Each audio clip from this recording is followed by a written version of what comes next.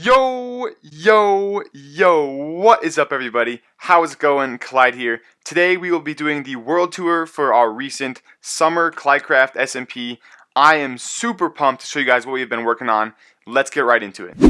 Here we are outside of my base. Let's head on in, everyone. As you can see, it was a similar base structure to how the last base I built, especially with the 4 high glass. I just can't avoid it, guys. It just looks so good. Here we are. We've got our super beacon on the left. I need a few more wither skulls, and we've got our first super beacon going.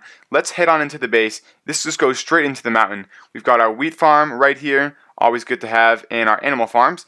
I've killed most of the animals in here to help with frame rate, because if you got a stinking 100 cows and sheep in here, the game suffers a little bit. We got our sugarcane farm over here. If we head down to the left, we've got our villager trading hall. All of our librarians are going to be on the left here. They are just chilling in there. And all of the other villagers that I have are on the right. This is where I trade iron for emeralds and whatnot, as well as golden carrots. And I think the trading hall looks really sweet. If we head kind of through this little crack here, we can see where I got the villagers down from our villager breeder. We have a really nice zombification system. I really like this design. It's super easy. In this room here, I had the villagers. Obviously we don't need any more, and so there are none in there. We turn the breeder off because it just has an insane amount of lag when there's 100 villagers packed into there. If we head over to the right, we have our axolotl tank. These guys are having an absolute amazing time in there. They're just chilling. And we have another entrance over here. Looks like one of them is trying to sneak out, so I won't go in there right now. And we do have another secret entrance. It's pretty stinking sweet. Let's go ahead and check it out. If we head on in here, look at this. Right through the painting, absolutely lovely. These guys are having an absolute blast. Let's head on into this room, and you can just sit and watch these guys. They're having a fun time in there. The sea pickles and the coral goes really nicely with the sand on the bottom there.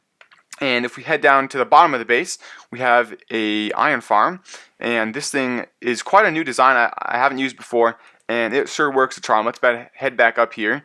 So we have the villagers. There are actually 3 blocks kind of underground of this water tank, and so the only spawning space nearby that the golem has is on these water blocks in this room, and it just funnels right onto a block of lava, and it makes it super easy, and we've just got loads of iron from it. If we head back up to the deck here, I'm quite happy with how this came out. We've got our bee farm on the right here, and these guys just go around, get the honey, and it's a pretty cool farm. The bees just kind of go around the base, and it adds kind of a cool aspect of nature to the base. If we head down here, we've got another beacon. Working on a super beacon is here as well. And in here we have the creeper farm, and this thing does some pretty good work. Oh, we got some more gunpowder, and I will be building a slime farm on this chunk right here pretty shortly. At the top of our base, we have a really nice waterfall. This was here actually when I first came across this island, just looking for a place to build the base, and it just fits so nicely in with the rest of the build. I thought it would be kind of cool to just have an aspect of nature in the build, because everything is so kind of developed with the wood, glass, and the stone, and the waterfall just looks really nice.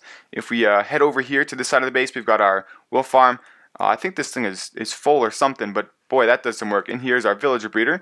As you can see, it's turned off because we don't need any more villagers. They just kind of go crazy with the breeder. And down to our right here is the enchanting table. And this room just looks absolutely amazing.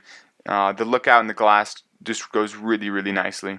If we head back to the center of the base and then go to the lower portion, we've got our nether room. Here we have the netherwort farm as well as the nether portal. And I think that's going to be it for the base. I'm really happy with how this turned out. It just really filled up this whole island. It just looks amazing. I really couldn't be more pleased. This is kind of the first time where I've used the stone and the wood palette, and it just looks really nice. I really could not be much happier. Here we are at Caden and Brady's base. These guys have a bit of a chaotic upper ground, but they have some really cool stuff underground, which we'll check out in just a little bit. Right here we have an axolotl tank, and there are an absolute buttload of axolotls in here. They actually got the legendary blue axolotl. I think Brady's bred axolotls, I don't know, for hours. He probably made, I don't know, it's hundreds upon hundreds of axolotls before we finally got the blue one. They got the iron fawn up here, and it's, like I said, it's a bit chaotic up here. So let's head into the main part of the base.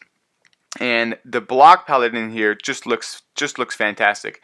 As you can see, there's some signs here, so you can go ahead and pause. There's some cool lore that Caden wrote along with this base. You can go ahead and pause if you want to read. And there's some really cool stuff. The block palette looks amazing. The iron just goes so well with the the black slate blocks. Really, really cool for the 1.17 to use that. And we've got the village in here. And this is the entrance to the blue axolotl lab. I'll go ahead and show these signs again if you do want to read it. It's quite creative and it's pretty clever. So let's head down into it. Alright, we're going in. Here we are, guys, and wow, this place looks absolutely amazing. The lanterns just go so well. Man, and look at these. Oh, the tropical fish look fantastic. This is essentially, it's just an underground aquarium, and man, it just looks so cool. Wow. The build that Caden and Brady did here is really, really nicely done. I think this is calcite from the amethyst geodes, and boy, it just goes perfectly. Here we have the main part of their base. They've got some lava in here, it looks like, and quite the super smelter right here. I'm sure that thing does some work. So this base looks absolutely amazing. These guys did a great job with it. Really, really nicely done. And let's go check out the third and final base of this tour. We're going to go check out Paul Kahn's base.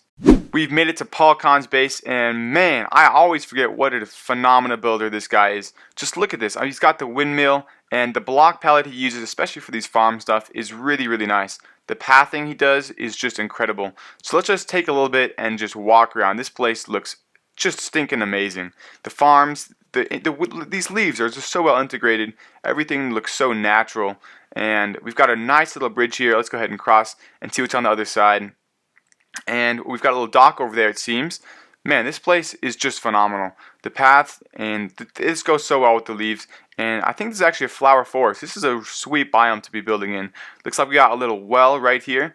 These brick half slabs look pretty sweet. And over here we've got, oh my goodness, look at this house, you guys.